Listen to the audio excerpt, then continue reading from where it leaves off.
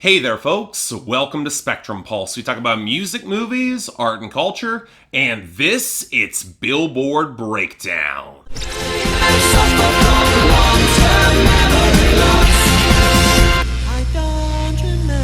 So I said last week that most of my general predictions surrounding the week came true about what showed up on the charts. And while I also did say that I expected Meghan Trainor to break through this week, I also made the statement that I didn't really expect much else to happen on the Hot 100. And boy was I wrong in the worst possible way, as despite getting a few gems, XXXTentacion and Chris Brown of all people showed up to remind me that the Hot 100 might be at its most intolerable since 2016. And really, there are far from enough good songs in order to save that. But before we get into that in detail, we have our top 10, where for yet another week, God's Plan by Drake is squatting at number 1. And really, considering how it still rules sales and streaming, and especially YouTube, seriously, who still cares about this song? Even if there are other songs on the radio that have a little bit more upward trajectory and have slightly eclipsed it, I don't see what's going to seriously challenge it at this point. Perfect by Ed Sheeran isn't going to get there, rising up to number 2 even as the sales and radio drop off, and neither is Finesse by Bruno Mars and Cardi B up to number 3, riding strong radio and YouTube even as the sales and streaming continue to fall off. Hell, the only reason that either song gained positions in the top 10 are the losses for Psycho by Post Malone featuring Ty Dolla $ign, down off the debut as I predicted to number 4 because while the streaming stayed strong, sales they fell off hard and radio just did not pick up enough. Of course, that places it in striking contrast to Meant to Be by BB Rexa featuring Florida Georgia Line, which is now a pop radio powerhouse more than I think anybody expects or wants, up to number 5. Just goddamn wonderful. Hell, it overtook Havana by Camila Cabello featuring Young Thug down to number 6, as despite good YouTube, its radio is just in free fall, and yet it kept it above Look Alive by Blockboy JB featuring Drake down to number 7, which might have streaming and YouTube, but pretty much nothing else. And now we've got our first new entry to the top 10, The Middle by Zedd, Maren Morris, and Gray at number 8, which has the sales and pop radio to have staying power in the top 10 despite being thuddingly mediocre at best, although the lack of consistent streaming will really hurt it long term. Then we have holding its spot at number 9, we've got Pray For Me by The Weeknd and Kendrick Lamar, which might not have huge sales or streaming, but does have enough weight across the board to be a player and could rise a little higher if radio traction holds. And finally, somehow getting back in the top 10, we've got Stir Fry by Migos, which apparently had a good week on streaming and radio could potentially be getting on board. Well, better late than never, I guess. I still like the song, it's just still kind of surprising. And on that happy note, our losers and dropouts. And yeah, the big sad news is that Bodak Yellow by Cardi B is finally gone. But let's not forget that she took out a lot of crap with her, like You Broke Up With Me by Walker Hayes, and Cuda by 6ix9ine, and Codeine Dreaming by Kodak Black featuring Lil Wayne. Also, Yours by Russell Dickerson, but let's get real, nobody really cared about that song one way or the other. But 6ix9ine had a pretty bad week as a whole. Gummo took significant losses to 28, and Kiki with A Boogie With The Hoodie and Fetty Wap fell hard to 90. And along that line, I really can't say I'm all that surprised by any of our big losers this week. How Long by Charlie Puth is down to 37 as it ends out its respectable chart run. River by Eminem featuring Ed Sheeran continues to tank in mediocrity at 61. 44 More by Logic loses out to 65 as the hype ebbs back a little bit, although expect a bit more of a rebound next week with Bobby Tarantino 2. More on this in a bit. Then we have X by Schoolboy Q, 2 Chainz and Saudi down to 89, and Paramedic by SOB and RBE at 92 is thanks to Black Panther hype fading even further, and Tell Me You Love Me by Demi Lovato is continuing to collapse at 94.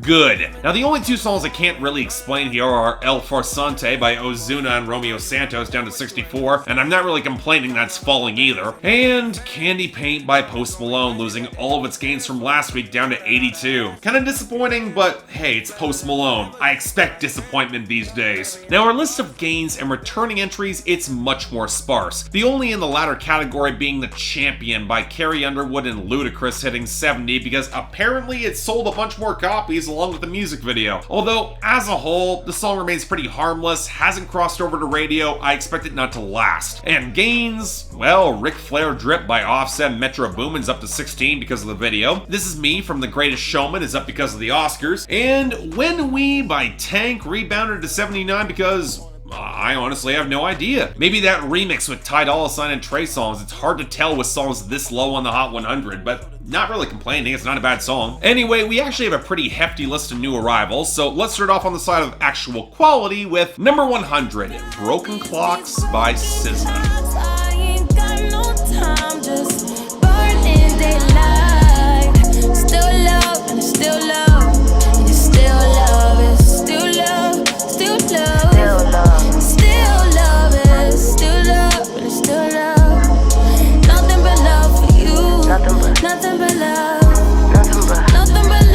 Okay, I'll admit it. In the list of singles being released from Control, Broken Clocks is one that I understand, but not exactly one I'm super crazy about. Now, it's not bad by any stretch. I like SZA's exasperation out of love that's taking entirely too much time in her life, and the melodic foundation, the cloud of vocal samples, it's pretty, it's nice. But am I the only one who finds this production really underpolished, from the cheap-sounding trap snares to how it seems like SZA's voice keeps peaking in the mix? Look, I'll freely admit I've got more of a preference for SZA's vocals against more organic production that gives her the space she really needs. But I'm also aware the radio will never play stuff that well produced for SZA, so with this, yeah, it's pretty good, but it's not really a song I'm drawn back to in the same way as others on the record. Good, but not quite great. Next up, number 99, I Lived It by Blake Shelton. That's just the kind of life that made me who I am.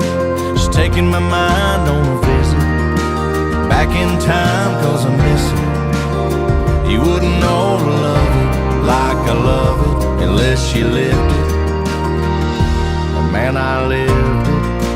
So my big complaint with this song when I reviewed Texoma Shore is that if Blake Shelton wanted to make a very detailed song about how some people just don't understand the rural country experience, maybe it would have been nice to actually have at least a damn writing credit on the song. But the truth is that, otherwise, I Lived It, it's fine. Grounded in acoustic guitar and touches of pedal steel, with real detail fleshing out the memories, and Blake Shelton stepping back towards a neo-traditional sound that sounds natural and obvious for him. I will say that some of the acoustic guitar pickups can feel mixed a little bit too prominently to blend in all that well, but that's me nitpicking. And really just a factor of me wanting to like this pivot to the right direction more than I do. But yeah, I can't really complain about this. Pretty good song. I'll take it. Next up, number 98, Sativa by Jhene Aiko featuring Swae Lee.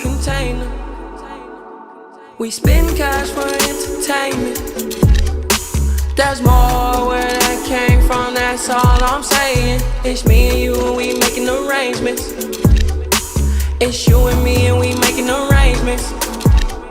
And I thought I was the only one who gave a damn about Jhene Aiko's trip. And yet here we are, with her collaboration with Swae Lee notching a spot, and one I really don't expect to last. Even despite that remix with Slim Jimmy that's not worth anybody's time whatsoever. And again, it's not even one of the best songs off of Trip. The melodies are desaturated against the clicking flutters of the percussion and bass. Swae Lee isn't exactly all that impressive on the hook, and as much as I really do love Jhene Aiko's beautifully subtle delivery, the content, it really isn't anything beyond languid flexing and getting high. But it's one of those few songs that feels organic enough to capture that contact high. See, SZA, this is what you should be doing. Which is one of the reasons why I don't mind this in the slightest. It's a really good song. Again, when compared to tracks like Overstimulated or When We Love or Jukai or Ascension, Sativa is a lesser cut from Trip, but hey, it's not the worst from the album, and it's Jhene Aiko. I'll take what I can get. Next up, number 96, Tempo by Chris Brown.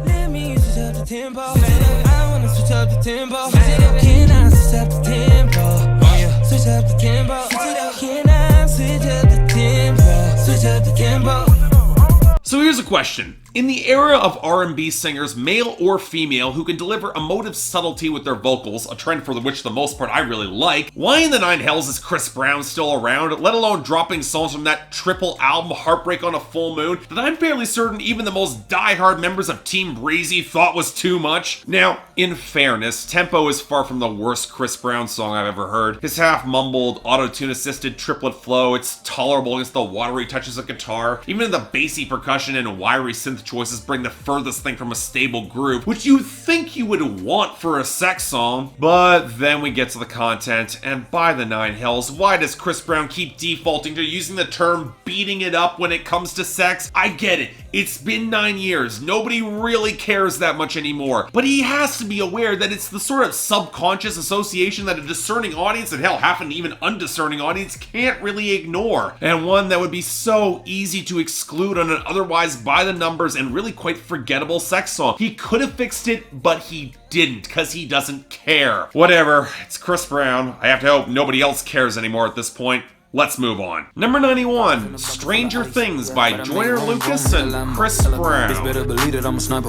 Yeah. You know I'm about to take you from your man, don't celebrate. Papa with the chopper at artificial niggas acting like bitches and it started up an epidemic. It don't make a difference, nigga, we winning. I'm plenty grinning. 100 million platinum, fuck it, you ain't gotta listen. Celebrate, better step down to me. Feel a dick, bitch, open up your mouth to me. Nacho, talk to the dick, honestly. I'm dope, bitch, coming like any, meeny, money, mo. Okay, another serious question. For as much as newcomer Joyner Lucas has been trying to establish his slightly more conscious brand, solidified by I'm Not Racist, a well-intentioned but controversial song that did actually start up some interesting conversations when it went viral last year, why did he think the next best step in his career was to collaborate with Chris Brown? Forget everything that Chris Brown has said or done for a second in his music or otherwise. His star has faded considerably in the 2010s. It's not the immediate shot of life that could come with working with somebody who is actually relevant. Anyway, they teamed up for this. Apparently they're putting a project together, and as much as I don't want to say it, but considering the entire song was Joyner Lucas and Chris Brown trading bars, I was actually stunned how well Chris Brown held his own. Yeah, I'm not really a fan of the hollowed, watery 4-note synth line behind them. When you dig into the content, I'm not sure how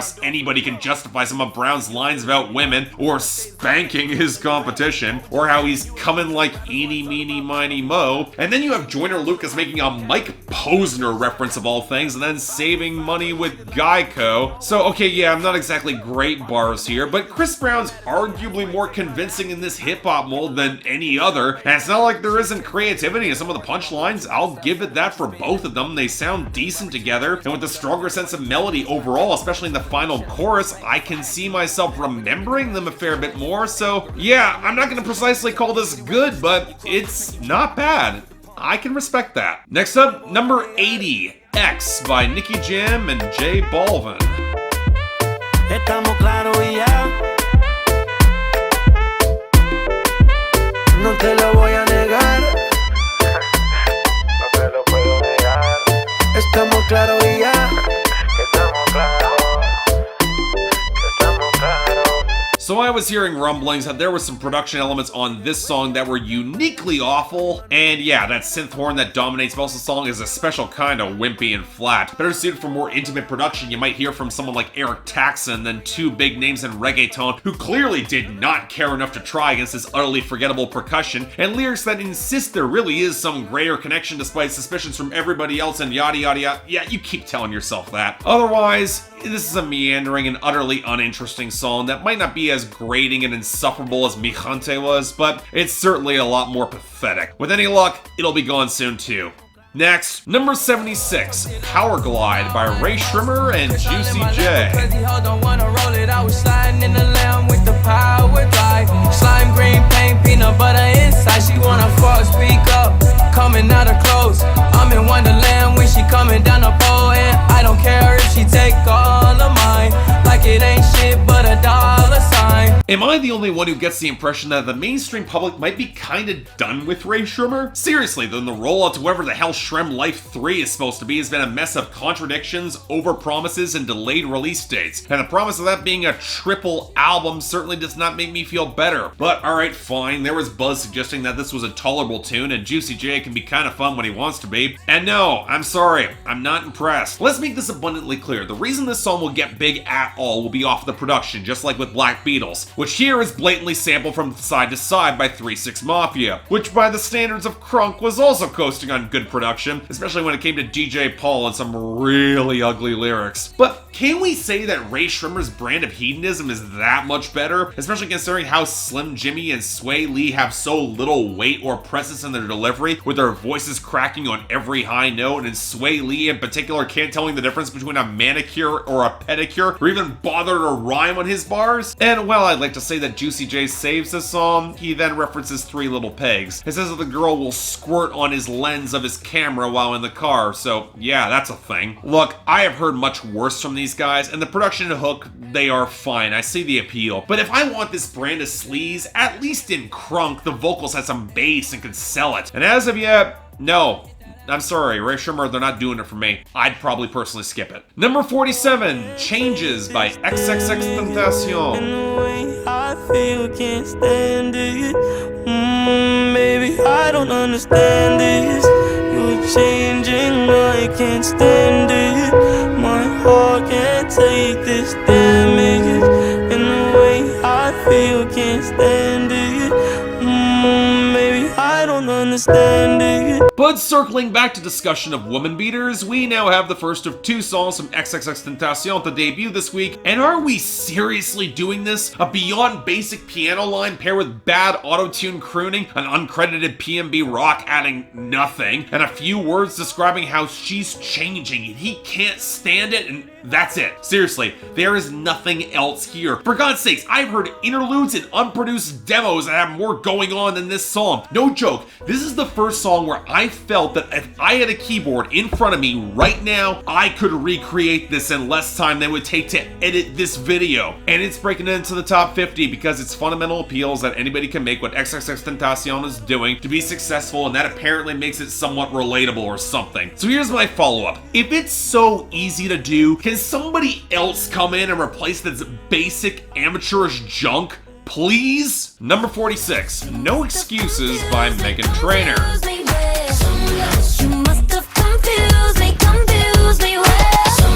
There ain't no excuses, babe. 'Cause your mama raised you better than that.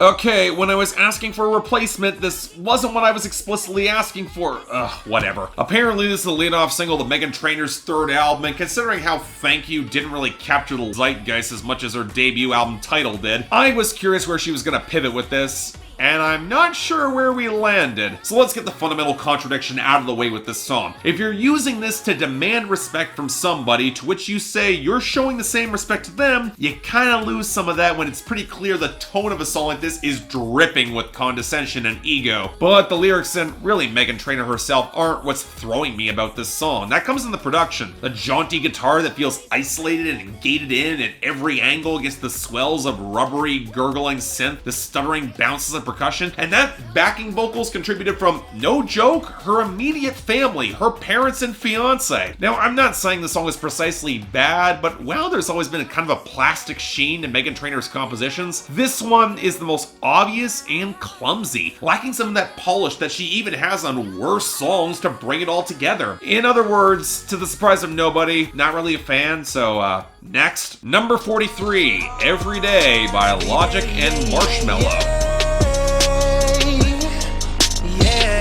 Today is my day, it's my day. And no matter what they say, it's my day.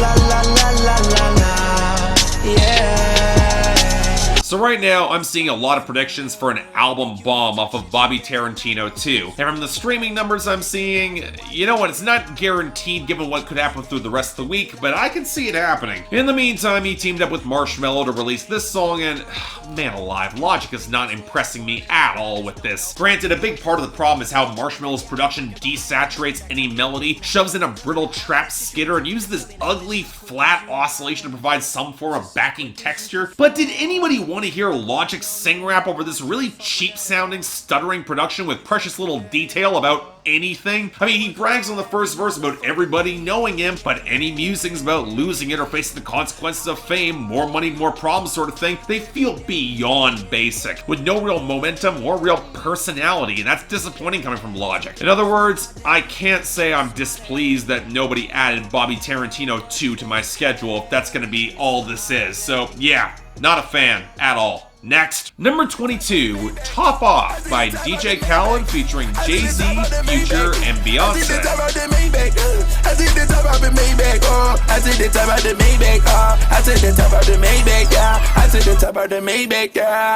Okay, I wasn't really crazy when Jay-Z and Future collaborated with DJ Khaled on the same track with I Got the Keys, nor when Jay-Z and Beyonce did it with Shining, so let's dispense with all the cheap marketing gimmicks. Crediting yourself as B is beyond pointless, Beyonce. We all know who you are, and see if bringing all four of them together works, and honestly, I don't mind this. I'm not saying it's great. Future on the hook saying how he's hyphy is seriously cringeworthy, and putting his hook in a higher register, that was a mistake. And I can't help but feel like the production could use a little bit more thicker bombast on the low end, just to lean into some of those swells of horns and give the trap production a little bit more grit and bombast. But you know what? Jay-Z and Beyonce's luxury rap bragging at least has character and unique detail, and they both sound a fair bit more invested than they did the last time they teamed up with DJ Khaled. And you know what? Sometimes raw charisma can be enough to put it in stronger territory. So yeah, I have no idea how long this is gonna stick around or if it's gonna collapse like Shining did last year, but yeah, I dug this more than I thought I would. It's pretty decent. Check it out. And finally, number 17, Sad by XXXTentacion.